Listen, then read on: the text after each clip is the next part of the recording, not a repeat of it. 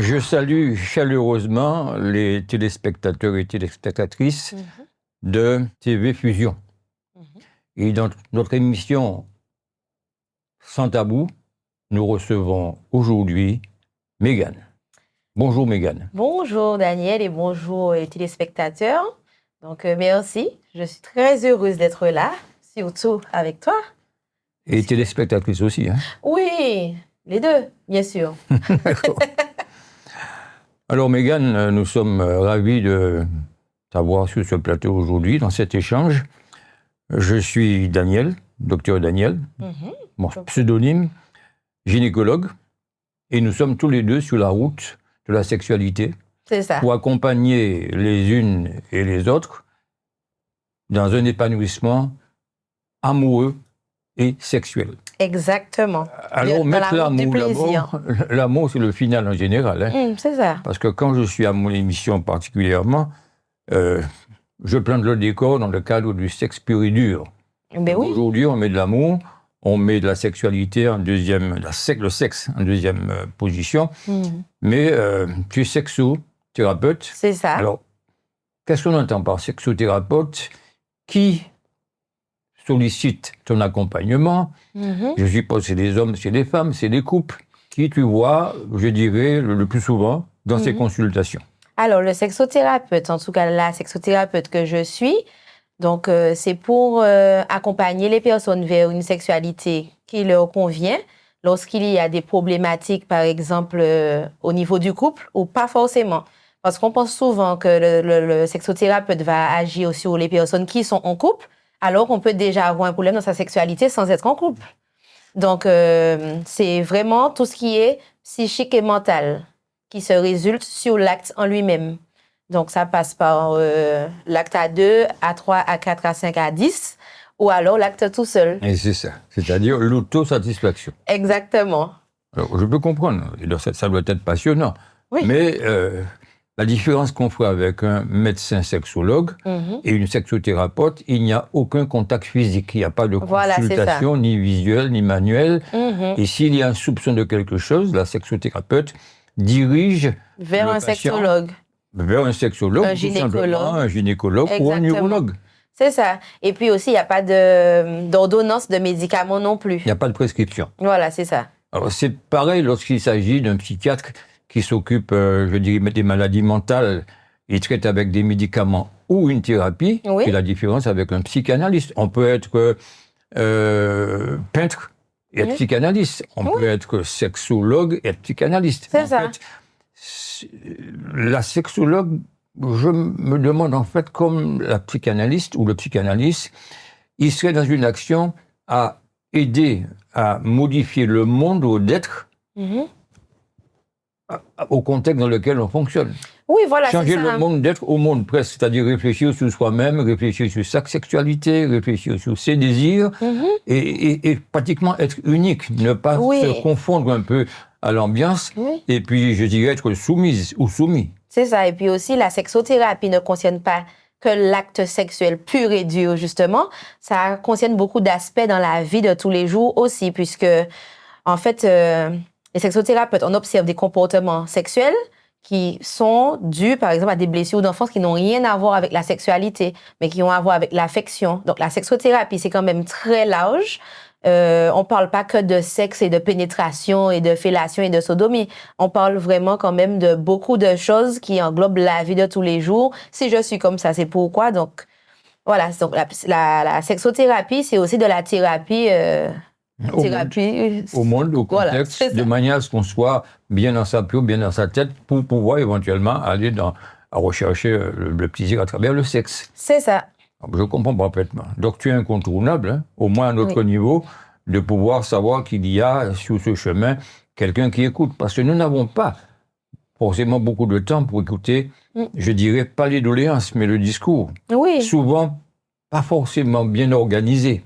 Parce que la sexualité est quelque chose d'assez complexe.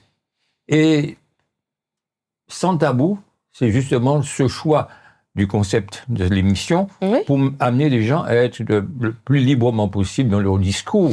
Oui, voilà, c'est ça. Que tu écoutes, sans être que jugé aussi. Sans juger, et de manière à pouvoir canaliser les émotions, en quelque sorte, et remettre les gens dans une ligne pour que s'ils choisissent le thème de leur sexualité, qu'ils soient en accord. C'est ça. Et puis, alors, comme j'aime à le répéter, on est dans un contexte particulier en Martinique, en tout cas dans les Antilles, parce qu'on a une vision de la sexualité qui est biaisée par nos blessures communes de la population. Donc, forcément, c'est quelque chose qui est un peu plus tabou ici, hein. Donc, les émissions comme Sans Tabou, c'est bien dans ce but-là pour amener les gens à se dire la sexualité, c'est la vie. Le contexte rêvé justement pour tout exprimer et porter une information à ceux qui écoutent. Oui, à celles aussi qui écoutent. Donc, quels sont... alors, on parle de femmes et d'hommes, bien sûr, mais quand on parle de sexualité, j'aime pas trop ce terme parce que l'OMS qui s'occupe de tout, très souvent, dans cette définition, tout y est. C'est la biologie, c'est l'orientation sexuelle, c'est le choix sexuel, c'est l'identité sexuelle, c'est le plaisir, heureusement, c'est la contraception, etc., etc. Donc on s'est rendu compte que moi, en choisissant le sexe pur et dur, il faut qu'à travers les consultations, que celles et ceux qui consultent partent de ces consultations avec un espoir. Celui de pouvoir vivre mieux leur échange, leur débat amoureux et sexuel. Amoureux ou pas?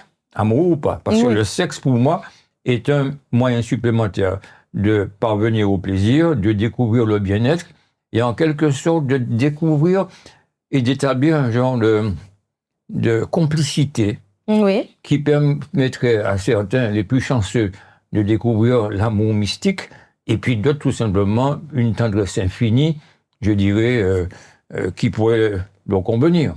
Mais c'est sûr qu'on a souvent besoin d'un accompagnement, qu'il soit psychologue, qu'il soit psychanalyste, pas forcément psychiatre, hein, parce que là, on monte à un niveau... c'est un autre niveau, effectivement. Mais de sexothérapeute, parce qu'on se retrouve dans le langage du psychanalyste et dans cet accompagnement, on retrouve souvent des problèmes de dépression, de déprime, d'anxiété, d'angoisse, qui sont quand même les facteurs primordiaux des troubles sexuels, des troubles du désir en particulier. Alors, qui c'est qui consulte des deux, femmes ou hommes, et quels sont les motifs les plus fréquemment retrouvés lors de ces consultations? Alors, le plus souvent, évidemment, sans grande surprise, Daniel, ce sont des femmes qui viennent me voir. Mais en fait, là où je suis contente, à la fin d'une thérapie, de plusieurs séances, c'est qu'elles repartent avec un message qui n'a rien à voir avec ce pourquoi elles étaient venues. Par exemple, j'ai beaucoup de femmes qui vont venir parce que je suis venue parce que je ne satisfais pas mon mari. Alors qu'il n'y a pas de recherche derrière, donc la faute est rejetée directement sur une seule personne, alors qu'elle ne cause pas du côté du désir, en sachant que le désir, c'est quelque chose, c'est comme un feu de camp. Il faut l'entretenir pour qu'il puisse continuer. Voilà, il faut l'alimenter pour qu'il puisse continuer à péter. Sinon... pétiller. Non, faut que moi, je fais les gens avoir des boucans. Pétiller, c'est des petits feux. Oui, mais le langage en matière de sexualité, moi, je le choisis le plus souvent, même si je l'enjolive d'un peu d'hypocrisie. Parce que c'est comme dire combien de gens que tu prends par jour. Ça dénature la sexualité. Donc, pétiller, ça va avec l'événementiel, ça va avec tout ce qui peut y avoir de feux d'artifice. Mais péter, non. Ah non, moi, mais vraiment, je veux que ça soit le boucan, que les gens vivent leur sexualité explosivement. C'est-à-dire mettre du feu dans la bergerie. Mettre du feu dans la bergerie et il y a du foin dans la bergerie. Ça nous rappelle Johnny, ça. Hein? Exactement, allumer le feu. Allumer le feu. Donc moi, je pense que, alors, à mon niveau, à notre niveau de consultation, on voit aussi autant de femmes, parce que c'est la patientèle la plus commune. Oui. Mais nous sommes en même temps le gynécologue du couple et par extension le médecin de l'homme. Oui. Et ils viennent de plus en plus. Alors, ils viennent de plus en plus. C'est vrai qu'ils viennent de plus en plus. Pour des problèmes de troubles de l'érection. Oui. Mais tu dois voir aussi des femmes qui ont des difficultés à l'orgasme. Des messieurs qui développent un complexe de performance, de grosseur de pénis, de temps de passer, enfin, la performance. Oui. Et puis, il y a un élément qui est souvent et de plus en plus vécu, du moins lors de mes consultations, c'est ce décalage de désir qu'il y a entre les deux. Oui. Alors, monsieur est du matin, madame est du soir, ou ils sont jamais sur la même longueur d'onde. Oui. Alors, le problème du désir, comment tu l'abordes? Eh bien, je l'aborde en disant déjà qu'il ne faut pas penser que le désir de la femme, c'est pareil que le désir de l'homme. La femme, en fait, dans sa construction même, n'a pas les mêmes aspirations qui l'amènent au désir. Surtout que la sexualité, c'est le cerveau. Mais physiologiquement, ils sont bâtis sur le modèle, hein, le même modèle. Oui, physiologiquement. Physiologiquement. Mais après, la mise en page, voilà, c'est exactement ça. Ça passe par des schémas. Des schémas totalement différents. Ne serait-ce que la réponse sexuelle, c'est pas la même chez l'homme et chez la femme. Je dirais que le schéma est le même. L'excitation est le même. Oui, l'orgasme à la fin est le même. Mais les durées ne sont pas les mêmes. C'est un décalage. Il y a un décalage. Le démarrage est peut-être plus difficile de diesel et essence. Oui, mais il y a maintenant l'hybride. Maintenant l'hybride. Et on se retrouve de plus en plus qu'on avance dans cette société parce que le logiciel a beaucoup changé. Oui, donc il y a ça aussi. Si on est le digne représentant d'un moment passé, mais pas révolu, on se retrouve à pouvoir comprendre ce que nous avons vécu, parce que nous sommes de deux générations différentes. Oui. Et nous sommes obligés justement de se mettre à jour, sans mettre d'électronique dans notre physiologie, mais de découvrir effectivement qu'il y a ce décalage. Il y a ces réponses qui ne sont pas les mêmes au même moment. Le tchang-ouan de quelque chose n'est pas préparé. Des fois, c'est tchac, boum. Ça pose problème. Donc, moi, je pense que cet accompagnement, parce qu'il y a beaucoup de tchatch, beaucoup de discours, beaucoup d'écoute dans cet accompagnement, parce qu'il faut lever très souvent, je dirais, le contexte qui est très souvent psychologique et psychogène. Oui. Le plus souvent. Et on leur dit, s'il y a une anomalie, parce que nous, au niveau de la gynécologie, on peut les examiner. Voilà, c'est ça. Quelqu'un qui dit, j'ai peur de la pénétration, oui. Pourquoi? Parce qu'il a le vaginisme, les muscles se contractent, il faut leur apprendre à se relâcher. Oui. Ou bien qu'il y a une infection. On voit de plus en plus d'infections, de vaginose, de déséquilibres locaux. Bactériens aussi. Bactériens et de tout. Donc, quand on parle de déséquilibre, il n'y a pas forcément de bactéries, ni de virus. Il y a tout simplement, je dirais, une mauvaise flore où il y a des gens qui ne mouillent pas, ou qui sont suffisamment stressés, angoissés pour pouvoir serrer tous leurs pores depuis leur dentition jusqu'à leurs orteils. Et donc, chercher à travers le psychothérapeute la possibilité de relâcher leurs tensions, relâcher leurs anxiétés. Oui. Et surtout que chez l'homme, lorsqu'on est stressé, le stress, la peur, la fatigue vient après, parce que c'est souvent un prétexte de dire je suis fatigué. Mais le stress, la peur, le complexe de performance. Ça c'est le pire. C'est l'ennemi de l'excitation, voire de l'érection. Et de la performance, du coup, puisque des fois, la recherche de performance fait avoir de bien mauvaises surprises au final. Je ne les interroge pas sur leur performance, parce qu'à la limite, ce qui m'intéresse, c'est de leur donner le chemin à parcourir, la stratégie même, et puis s'ils arrivent à leur but, pour moi, c'est une performance, parce qu'en route, ils peuvent encore douter d'eux. Et l'érection est très particulièrement sensible. Oui, ça c'est sûr. C'est la chose la plus fragile, d'autant qu'on leur explique, et surtout à la partenaire, que c'est un réflexe pur et simple, qu'on ne maîtrise pas, ni dans son côté positif, et encore moins dans son côté négatif. La seule chose que l'on peut tenter d'apprivoiser, c'est l'éjaculation. Tenter d'apprivoiser. Tenter d'apprivoiser. Et il faut être dans une pratique, donc je dirais dans un entraînement. Et ça, c'est particulier. Et quand on leur dit, mais il faut apprendre à vous relâcher, mais comment je peux être relâché et bandé à la fois? Je dis, camarade, il faut que tout soit relax, parce que le circuit physiologique du stress, de l'anxiété, de l'angoisse de performance, il est en opposition avec celui de l'excitation et de l'orgasme et de l'érection. Mais tout ça vient de la société, au final. Parce que ça a toujours existé. Alors, je ne dis pas. On ne peut pas modifier la société. Non, on ne peut pas la modifier, mais on peut aider les personnes. C'est pour ça que je fais des ateliers ouverts à tous, puisque des fois, ça peut faire peur de venir en consultation spécifiquement pour quelque chose. Donc, je fais des ateliers où je prends des thèmes et, par exemple, on ne peut pas changer la société, mais on peut se changer soi. On peut évoluer, pas changer, mais au moins évoluer et comprendre certaines choses, certains messages qu'on a eus dès l'enfance, qui sont faux, en fait, qui sont erronés, en tout cas. Donc, sur ce domaine, on a tous les mythes sur l'érection. oui, il y a... Tous les mythes sur l'érection. Ça signifie qu'à tout moment, même de notre échange, je vais répéter que tu es amené à changer le mode d'être, c'est-à-dire la façon d'être au monde. Voilà. C'est-à-dire la société qui nous façonne, ben, il faut de temps en temps lui tourner le dos. Ben oui. Il faut de temps en temps, avec un thérapeute, arriver à prendre ses propres remarques et ne pas toujours aller dans un sens parce que ça se dit. Oui, parce ça que les finit par idées être un comme mythe. ça empêche de vivre. Hein. Je prends l'exemple d'une cliente, parce que les thérapeutes, on n'a pas de patients, mais des clients. D'une cliente qui me dit qu'elle a du vaginisme, donc elle a très mal, que rien ne rentre, même pas un doigt, rien. Alors, je lui demande, est-ce qu'elle est qu'elle veut un enfant? Non. Je lui demande donc, la sexualité pour elle, ça aurait arrangé quoi dans sa vie? Parce que moi, je veux comprendre. Elle n'avait pas de rapport par le passé. Si, elle en avait, mais c'était ce partenaire-là. Elle a eu des vaginismes avec ce partenaire-là. Donc, déjà, ça m'éclaire déjà un peu sur les raisons, mais je veux quand même creuser. Elle n'a pas montré sur photo le témoin de son vaginisme. Non, elle n'a pas montré sur la photo. Mais j'ai demandé, elle m'a dit que c'est pas un gros témoin. C'est pas un cheval. C'est taille lambda.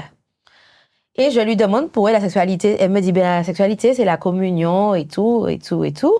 Je lui dis oui, et si on n'est pas en procréation, c'est qu'on veut du plaisir tous les deux. Donc, il y a d'autres façons, en tout cas pour détourner l'attention du cerveau sur ce vaginisme-là. On peut commencer comme ça. Ben, elle était réfractaire. Donc, ça, c'est parce que la société lui a fait savoir et croire surtout que la sexualité, c'est uniquement de la pénétration. Donc, elle s'imaginait même pas 2 secondes, ne serait-ce que pour détourner l'attention du cerveau sur le vaginisme, faire autre chose que de la pénétration. Parce que pour elle, sexualité, c'est pénétration. Et puis, s'il n'y a pas de pénétration, ça sert à quoi d'être en couple? Donc, en fait, elle remettait toute sa relation en doute. Et au final, en creusant, parce que après plusieurs séances, je n'étais toujours pas au courant, parce qu'il faut savoir que les thérapeutes, on ne peut pas faire de supposition, même si on suppose, on n'a pas le droit de travailler sur une supposition. Au final, j'apprends que le chéri était en fait un coureur invétéré. Donc forcément, comme c'est le cerveau qui gère cette partie-là, la partie du désir et du plaisir, le cerveau a dit... Un myocète s'établissait à ce moment-là. Le cerveau a dit, Niet. si toi tu veux aller, nous-mêmes, nous ne pouvons pas aller là. C'est toi, mais pas nous. Donc l'organe n'était pas déconnecté du cerveau. Voilà. Et comme il y avait à ce niveau, et si elle avait par le passé subi ce genre d'expérience, c'était tout à fait normal que le bas ayant une mémoire, mais oui. Il se rétractait, comme le ferait à la campagne notre fameuse fleur Marie-Honte. Oui, c'est ça, exactement. Et c'est ça, c'est exactement ces images-là qu'on évoque de manière à bien comprendre que ce qu'elles expriment a été bien perçu. Oui. C'est ça, ce vaginisme, ce rétrécissement, cette fermeture comme une huître. Subite aussi. Et douloureuse. Et très douloureuse. Donc il faut arriver à lever la chose. Alors c'est vrai que lorsqu'il y a un vaginisme, à notre niveau, on leur demande de mettre le doigt dans l'anus, parce que le périnée c'est un 8, et dans ces conditions, lorsqu'on excite la face postérieure du 8, la face antérieure finit par se relâcher. Le sexothérapeute n'a pas le droit d'aller dans ces conditions. Il peut l'inspirer, à condition qu'il n'inverse pas les orifices. Hein. Autrement, s'il passe longtemps à stimuler la partie antérieure, l'arrière va se relâcher, mais pas du tout la partie qu'on veut relâcher. Il ne faut pas insister à ce moment-là. Oui, voilà, c'est ça. Au moment où il y a des décalages de désir, parce que le désir, c'est quelque chose de très complexe, particulièrement complexe, mais on retrouve un contexte dans lequel, par le passé, ou sur le moment, donc dans le présent, il y a un attachement, un rattachement à faire. Donc ce désir qui est complexe et où il y a un décalage au niveau du couple, comment tu procèdes? Eh bien, le décalage vient forcément de quelque chose. Déjà, je commence par savoir comment ça se passait au début de la relation. Le contexte. Le contexte, début de relation. Au début de la relation, est-ce que c'était déjà comme ça ou c'était le feu? Et puis maintenant, ça s'est dégradé avec le temps. Parce que là, c'est 2 situations différentes. Alors, c'est sûr qu'au début, on te dit en créole, balai neuf qu'à balai bien. Oui. Ça signifie, lorsqu'on est amoureux, tous les neurotransmetteurs Sont d'excitation au maximum, dans l'illusion, dans les projections, oui. Mais en expliquant à quelqu'un, comme tu le fais, qu'elle ou qu'il raconte un peu son passé, mais pas sa naissance. S'il n'a pas été suffisamment au moment de sa naissance, on ne va pas remonter jusque-là. Non, pas jusque-là. Mais trouver un contexte qui permettrait de comprendre le moment présent. Oui. C'est-à-dire planter un décor et travailler à partir de ça. Donc les interroger et les revoir, parce qu'une consultation de gynéco peut durer 20 minutes, mais une consultation de sexologue ne peut pas durer un quart d'heure. Eh bien, c'est exactement ça. Et puis, du coup, je profite pour le dire là. Souvent, je ne sais pas si c'est mon art oratoire qui fait penser aux gens que je suis une magicienne, mais en fait, une séance ne peut jamais suffire. C'est-à-dire qu'on peut avoir des réponses en une séance, mais il y a un suivi quand même.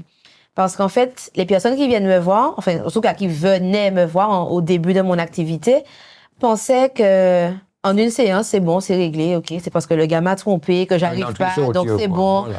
Ok. Et puis, je leur disais du coup, on se revoit à telle date.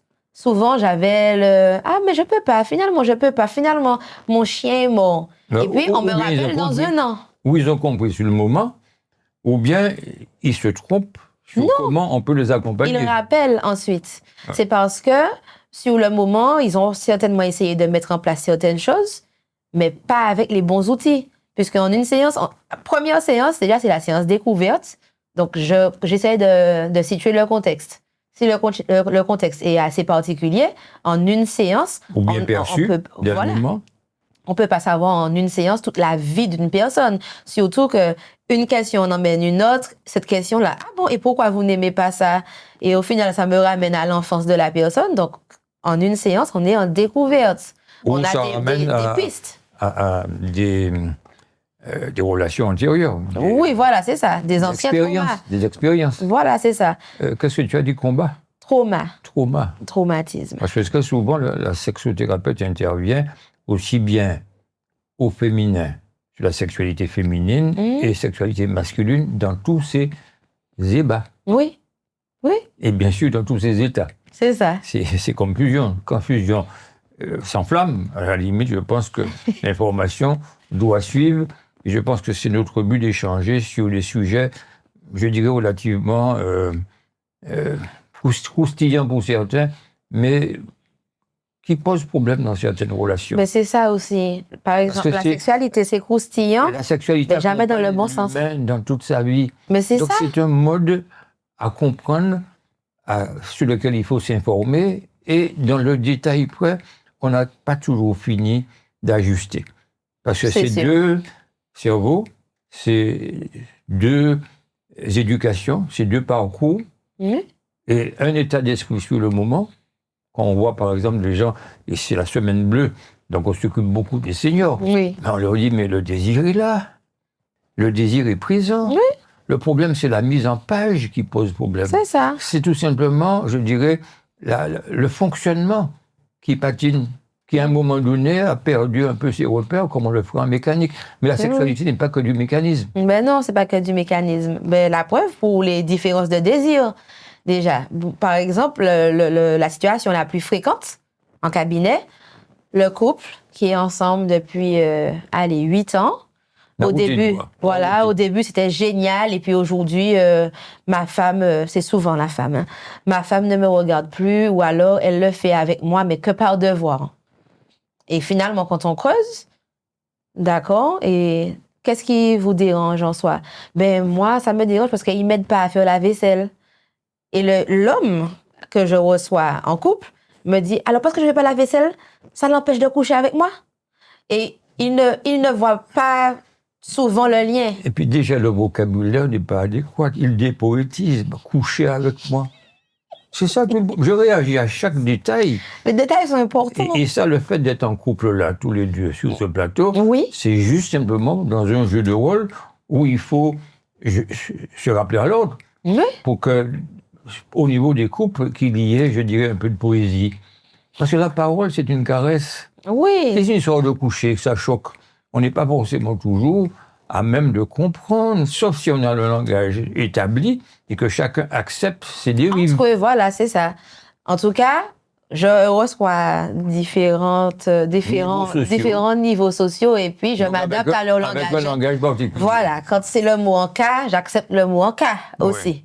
Donc, souvent, c'est cette différence de communication-là qui impacte la sexualité et on ne cherche pas souvent dans ce sens-là. On pense souvent, ah ben sûrement il me trompe, sûrement elle a déjà un autre gars, sûrement elle ne veut pas faire ça pour me punir, alors que pas du tout. Mais il y a de temps en temps ce genre de couillonnade. Ça arrive, ce genre de couillonnade, effectivement. Mais là, il y a déjà un problème.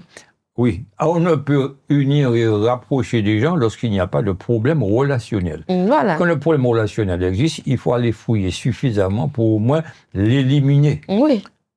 Moi, je leur dis, sans avoir probablement ta culture, sur le plan de sexothérapeute, je leur dis, il faut recréer des moments de couple, des moments de rapprochement, des moments où le tactile sera en premier lieu l'élément de connexion, l'enzyme qui va de nouveau vous réunir. Et je te pose la question, parce que j'ai appris, et je ne peux pas le faire, j'ai pas assez de temps pour pouvoir l'appliquer lors des consultations, autrement j'en finirai pas. Master et Johnson a créé une méthode Sunset Focus.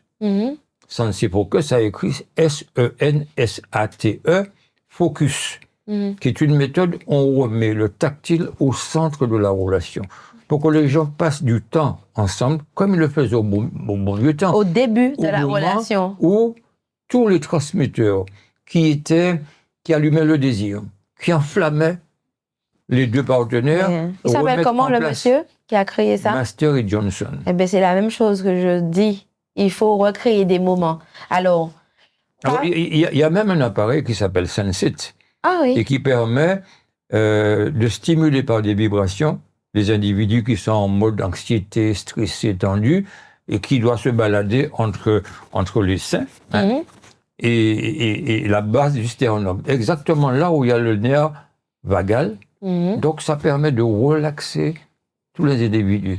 Donc si je t'apprends quelque chose sur ce plateau, c'est extraordinaire. Oui, tu m'as Ce n'est pas étonnant qu'on se soit rencontrés pour établir cet échange. Mais bien sûr. Sunset Focus de Master et Johnson, qui est celui c'est une dame et son mari, qui en laboratoire a pu examiner des milliers de couples, et sur l'organe, sur la pénétration, ça a été mon livre de chevet en tout début d'études. Maintenant, si aujourd'hui, lorsqu'on vous enseigne la sexologie, qui n'est pas fait référence à ses précurseurs, mais c'est un crime lèse-majesté. Non, mais pourquoi non, mais la société change. Oui. Et on veut effacer, parce que le livre que j'ai, il date de 1963. Eh bien, parce que ça remonte. Enfin, celui que j'ai acheté, cet exemple-là. mais il remonte à longtemps. Mais c'est la même chose qu'on délivre comme message. C'est-à-dire qu'on ne cite pas ces personnes, mais par contre... À tout seigneur, tout honneur. Oui, c'est vrai. Mais par contre, quand on a des couples qui sont déconnectés, eh bien, c'est ce qu'on leur propose. Et quand on leur dit, par exemple, sans enfants, mais comment on fait les enfants alors? On dit, mais il faut trouver un moyen. Il y a peu trop de moyens qui existent aujourd'hui pour ne pas trouver un moment, un jour, une journée. Et je vais plus loin, à l'instar du tactile, justement, parce que il y a certains couples qui arrivent à un stade où le tactile devient énervant pour eux. Parce que, par exemple, la femme qui a plein de trucs en tête, qui en veut à son compagnon, va trouver que non, mais ne me touche pas, en fait. Oui, mais au-delà de chercher ces histoires de conflits, parce que lorsqu'on a trouvé, on est sur ce plateau, c'est compliqué. Si on ne le règle pas, ça pose problème. Et déjà, lorsque ça existe et qu'on en fait le diagnostic, c'est déjà le début de la fin. Et c'est déjà une sortie avec un aller simple pour l'un des deux. Un aller simple sans retour. Donc, souvent, au féminin, aux consultations, elle met en avant la fatigue professionnelle, la fatigue familiale, le stress, l'anxiété, toute une série d'éléments qu'on pourrait prendre en compte si on devrait expliquer que le désir a foutu le camp. Donc, je suppose qu'au niveau de la sexothérapie, il est important de les éliminer, parce que ce sont les faux amis de la sexualité, Oui. pour faire en sorte qu'on retrouve une possibilité de rapprochement, Voilà. des moments de couple, des moments de contact sans pénétration. Voilà. Sans pénétration. Parce que le C'est ça. logiciel aujourd'hui a changé et même, je dirais, ça arrange les seniors. Parce que la pénétration n'est pas au rendez-vous, le camarade, il est tranquille. Il est vous dit, tranquille, mais attends, parce mais que c'est ça. Mais il c'est ce que je disais au début de l'émission. Dans la tête du citoyen lambda, sexualité égale pénétration. oui, mais quand ils viennent à partir d'un certain âge, parce que senior, je les mets à partir de 40 ans, pour la Sécu, alors que c'est 50 ans, voire jusqu'à l'âge de mon grand-père. Mais il faut leur demander, mais dans quel but? Qu'est-ce qu'ils cherchent dans la relation? Quel est l'âge de la partenaire? Quel est son choix sexuel? Si il a 70 ans et qu'elle a 28-30 ans, bon, ça ne pose aucun problème. Non. Mais il faut que lui, il s'adapte. Il faut qu'il sache s'il est dans un rapport. Quels sont ses besoins? Est-ce que ses besoins émotionnels, c'est juste Une présence. de décharge? Oui. Donc, ça signifie un coup pour tirer.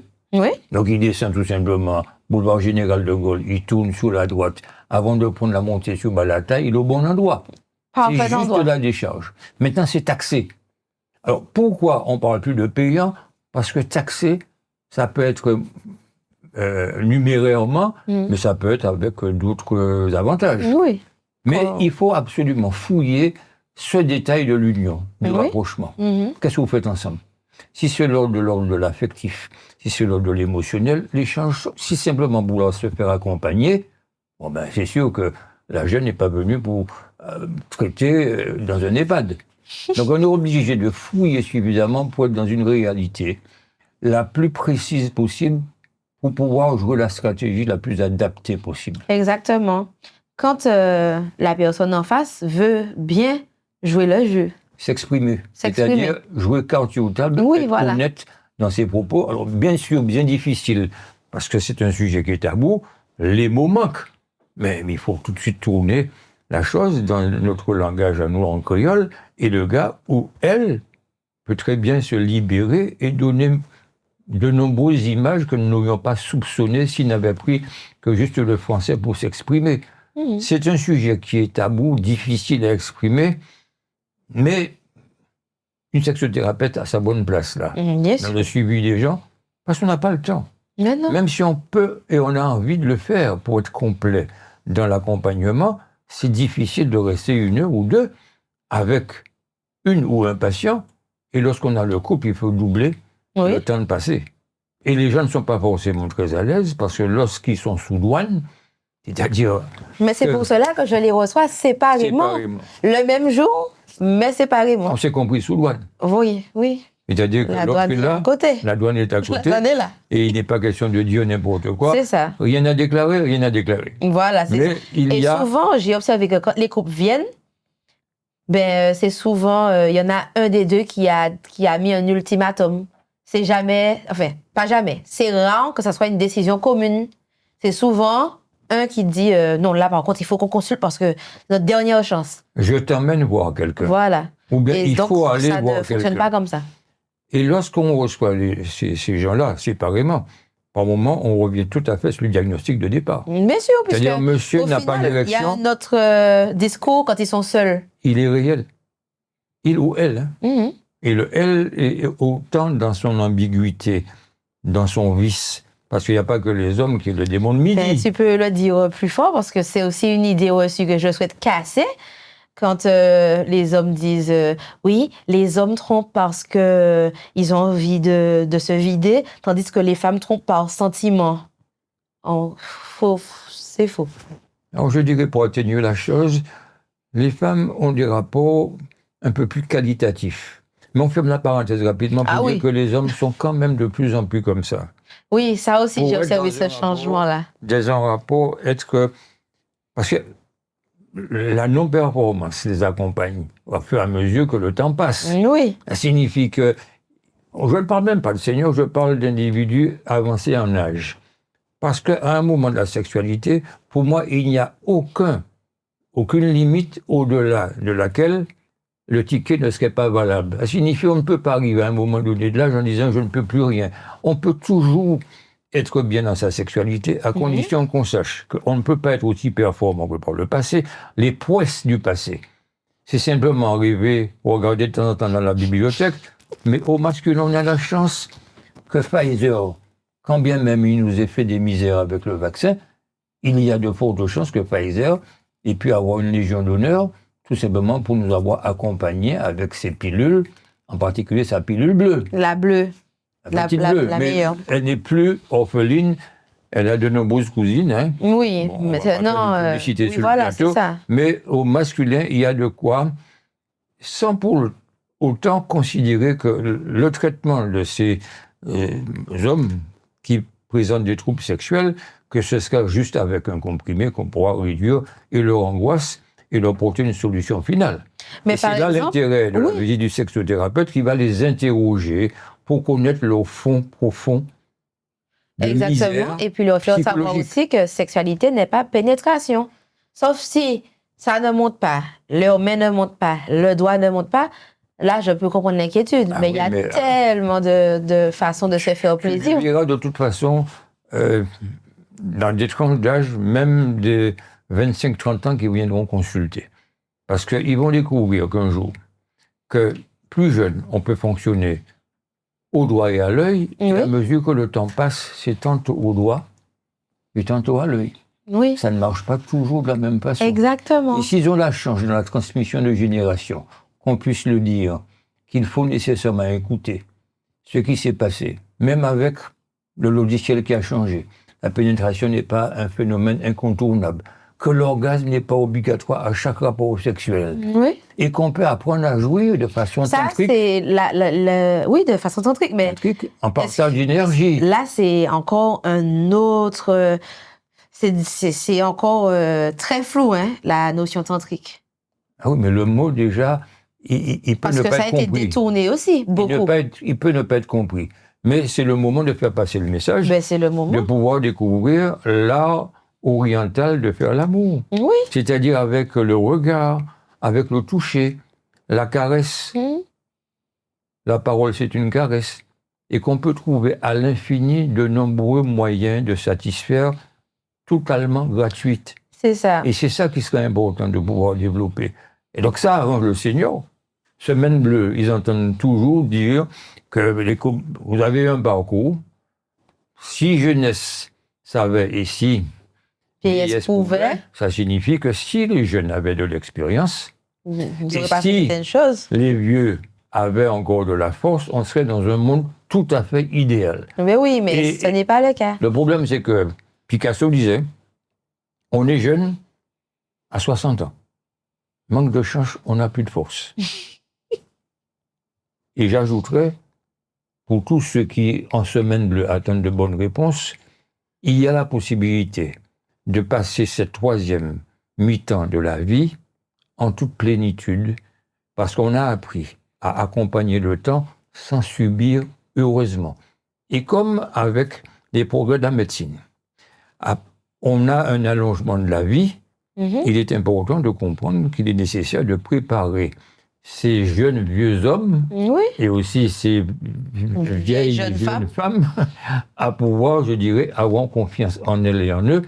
Parce que là où ça bute, c'est l'âge de la ménopause, avec une carence hormonale. Et ça, tu vas aller voir en consultation. J'ai mal quand je me fais pénétrer, mais madame, quel âge vous avez ? Eh bien, c'est là que le gynécologue devrait intervenir. Maintenant, si elle n'est pas relâchée, elle se met en tête que le seul exitus qu'elle aurait, ce serait de travailler, ça ne va pas forcément l'aider dans sa sexualité et dans la sexualité de son couple non plus. Non, surtout que les raisons ne sont pas les bonnes. Parce que quand quelqu'un vient me voir, il me dit que oui, je veux m'améliorer pour faire plaisir à mon mari parce que ça ne peut pas durer. Elle a de bonnes intentions. Hein? Non, bonnes intentions pour son mari. Mais j'aurais préféré je l'amène à se dire, OK, ça va faire plaisir à mon mari, mais je fais ça surtout pour moi. Ça va faire du bien à mon mari, mais je vais y participer. Voilà. Parce que lorsqu'on prend de l'âge, c'est donner, et l'amour, c'est ça. C'est ça. Si je peux remonter les bretelles à la sexothérapeute que tu es, c'est que Mm-hmm. aimer, c'est donner sans penser recevoir. Oui, mais pas au détriment de mon bien-être. Mais charité bien ordonnée commence par soi. Voilà. Et c'est écrit dans la Bible, aime-toi, Oui. tu aimeras Mais l'univers comme et je tout le reçois reste. des personnes qui lisent la Bible ou pas, donc, et comme moi, je veux les accompagner pas dans donne sans attendre en retour, parce que au final, ça, ce serait dire à mes clients et clientes, fais un petit effort. Je suis taquin, mais provocateur. Hein. Parce que je veux bien. Mais c'est sûr que quand quelqu'un me dit je veux lui demander de travailler pour elle-même, alors, je prends cette dimension au départ. Lorsqu'elles viennent jeunes en consultation et qu'elles n'arrivent pas à avoir d'orgasme, je leur demande de commencer à se découvrir. Oui. Suffisamment pour qu'elles puissent s'offrir. Et suffisamment qu'elles puissent profiter. Oui. Ça signifie que je mets le partenaire au stade d'outil. Voilà. Et je ne dénature pas parce que j'ai suivi un chemin, je dirais, non seulement pratique, mais logique. Oui. C'est-à-dire, charité bien ordonnée commence par soi. C'est ça. Mais, Et puis, c'est pas au partenaire de t'apprendre comment faire, ni à toi. Faut se découvrir. Mais ça aussi, question de société. Dit comme ça, c'est brutal. Hein? C'est très brutal. Mais, voilà, heureusement que je peux, même en étant très carré, de temps en temps, avoir un langage qui poétise un tant soit peu le discours. Oui. Mais c'est vrai qu'on peut se compléter largement là-dessus. Mmh. Parce que de temps en temps, on n'a pas envie de choquer, sachant que sur une durée un peu plus longue de consultation, elle finira par dire « mais on m'a dit la même chose avec deux langages différents ». Tant que c'est la même chose. Mais c'est à ce niveau-là, un chemin commence par un pas, l'essentiel c'est qu'on se retrouve comme en musique Voilà. à la fin du morceau. Exactement. C'est ça en fait. Et puis, il faut savoir également que lorsque tu avances en âge, il faut aussi savoir qu'il y a deux messages reçus par l'éducation. Un homme qui se masturbe, c'est normal. Une femme qui se masturbe, mademoiselle vicieuse. Mm-hmm. Ça, pas pour nous. Parce que faut aussi retirer notre regard de thérapeute et de gynécologue. Parce que dans la société, les mamans se parlent entre elles, par exemple. Ma chère, je t'ai pas dit, Vincent vient d'avoir 16 ans, je l'ai collé en train de se masturber. Ah, mais c'est normal, hein, ma chérie. Le même message.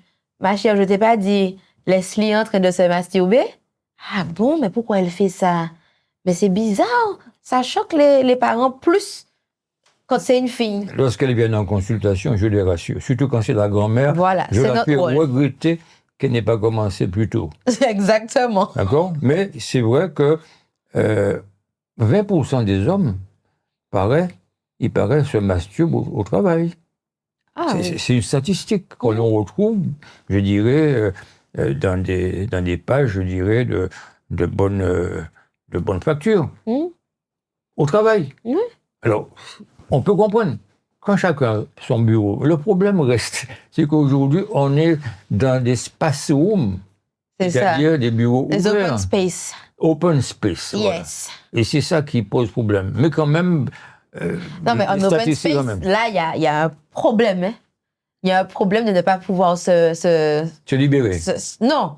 Quand on est en open space, si jamais l'idée vient de se masturber dans un lieu où on peut nous voir, c'est qu'il y a un fantasme derrière, d'être découvert, exhibitionnisme, je n'en sais rien. Oui, mais voilà. Mais bon, au travail, dans les toilettes, personne ne sait. Il est donné que 20% des hommes se masturbent au bureau. Maintenant, difficile aujourd'hui de trouver les moments plus appropriés à se faire parce que les open space posent problème.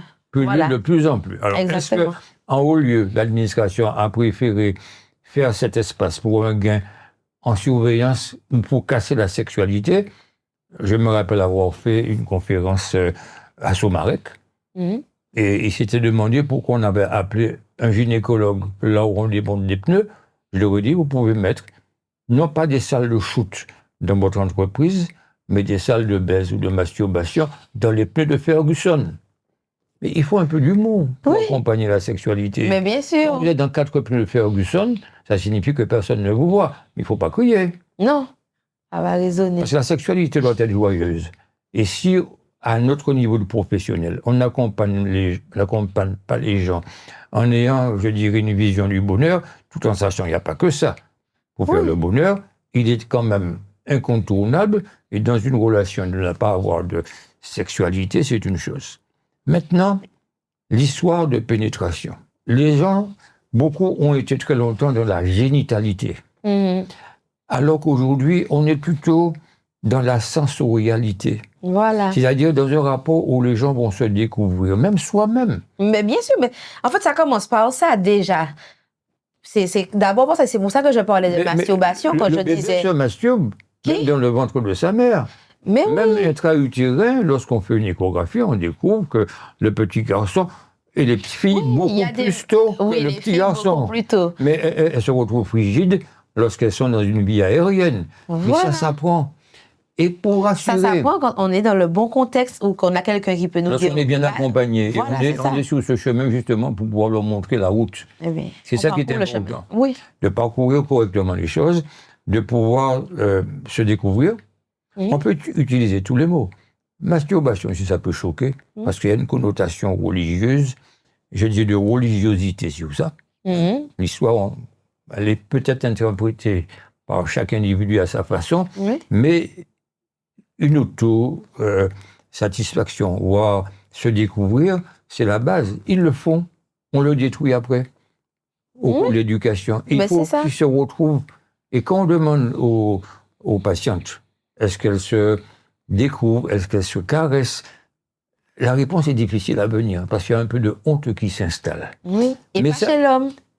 Pas chez l'homme, mais allez poser la question à un homme devant sa partenaire en consultation, il n'a pas entendu, il est comme au confessionnal, il faut lui répéter 36 fois. Devant les femmes, en fait, quand je reçois les couples ensemble, c'est pas pour parler de ce genre, c'est plus pour établir le contexte de ce qu'ils se disent devant l'un et l'autre, pour savoir, quel est le problème entre vous, et ils me disent, et quand ils viennent seuls, c'est pas la même histoire. Oui, mais quand ils sont ensemble, on voit déjà qu'on peut être capable de prendre la température du couple. S'ils sont là ensemble, ça signifie qu'ils ont de la communication, ils ont de l'échange. Par contre, il faut surveiller le moment d'introduction dans la salle de consultation ou même dans la salle d'examen, la salle où ils vont s'asseoir pour échanger avec le professionnel qui pousse l'autre. Mais par exemple, j'ai un petit exercice que je fais sans même qu'ils le sachent, mais je leur dis après. Dans mon cabinet, j'ai mon siège, il y a un autre siège comme moi, une place, et il y a une banquette, 2 places. Moi, j'ai une roulette. Je leur dis, installez-vous, et je regarde comment ils s'assoient. Il y en a qui s'assoient côte à côte, et puis il y en a qui, un sur la banquette, un sur le siège. Ça veut dire qu'ils veulent déjà pas... Ou en décalage. Voilà, c'est ça. Et souvent, j'ai vu que c'est le féminin qui se met légèrement en décalage. En retrait, oui. Mais je demande au monsieur s'il veut un rétroviseur pour savoir ce qui se passe derrière. Exactement. C'est juste un peu de scénario pour les détendre. Oui. Parce qu'au moment de l'interrogatoire, il y a des choses qu'on va poser comme question, il n'y aura aucune réponse. Du genre, monsieur, est-ce que vous masturbez, est-ce que madame, etc. Ou bien c'est l'un ou l'une qui répond pour l'autre. Oui. Ou chacun devra regarder, ou chacune regarder l'autre avant de se prononcer. Parce qu'on s'attend à la sortie. Voilà. Parce qu'il rentrer à la maison. Surtout qu'il y a des secrets qui peuvent émerger après 10 ans de relation. Ou des reproches, le plus souvent. Oui, des reproches qui n'étaient même pas au courant. Donc c'est là l'intérêt d'une conversation sur 1 ou 2 heures, et c'est, à mon sens, comme ça que tu procèdes avec tes patientes, de manière à pouvoir les mettre à l'aise, qui prennent contact avec le professionnel et savoir comment ils peuvent se libérer.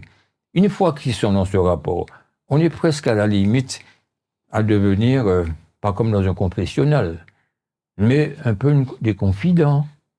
Être dans ce rapport où on se livre dans son intimité suffisamment, d'ailleurs, ce qui nous impose du respect pour ce qui se dit, d'un respect du secret de ce qui se dit. Bien sûr. Mais c'est un élément qui s'établit, je dirais, et qui doit s'établir dès le premier contact avec le professionnel. Après, le temps peut amener à ce qu'on puisse de temps en temps être un peu plus impératif dans le message à passer, mais le but c'est de voir comment l'autre, au fur et à mesure, reprend la confiance dans son couple et d'être dans un rapport aujourd'hui où ils vont décider, je dirais, dans toute démocratie, dans leur démocratie, la façon de procéder pour que ça aille le plus longtemps possible. Voilà. Mais sur le sujet de la masturbation, par exemple, moi je leur dis, et je leur demande s'ils le font. Alors, certaines font semblant de ne pas comprendre le terme. Bon. D'autres me disent oui. Oui. D'autres s'enflamment et racontent ses prouesses, ses exploits de chasse. Bon. Et puis d'autres se referment comme une huître. Oui, là, c'était Et la question celle de qui trop. n'est jamais capable de répondre, à dire, mais écoutez, pourquoi voulez-vous que je fasse une telle chose alors que j'ai un mari, que j'ai un partenaire? Mais j'ai souvent cette réponse-là, moi. Et je leur dis, vous savez une chose, vous savez, l'orgasme, c'est tout simplement le summum d'une excitation. Si vous n'êtes pas suffisamment excité, prenez le temps de trouver par quel chemin passer pour votre excitation. Exactement. Et je te reçois, je te retrouve personnel. Qu'est-ce qui vous excite? Mais est-ce que ces personnes-là savent? Non, c'est une question posée, elles ne sont pas obligées de répondre tout de suite. C'est pareil pour les hommes. Hein. Oui. Ça va d'une description anatomique, je dirais, À dans une situation. les détails les plus fins. D'autres fois, c'est la couleur de la robe. Oui. C'est tout simplement le cri qui pourrait même singer Jurassic Park. Mais leur dire, c'est important de comprendre que l'orgasme, c'est une compétence que l'on acquiert avec tout simplement l'ancienneté. Et sur ce, on se reverra à une prochaine émission. Merci, Mégane. Très bien, Daniel. À la prochaine.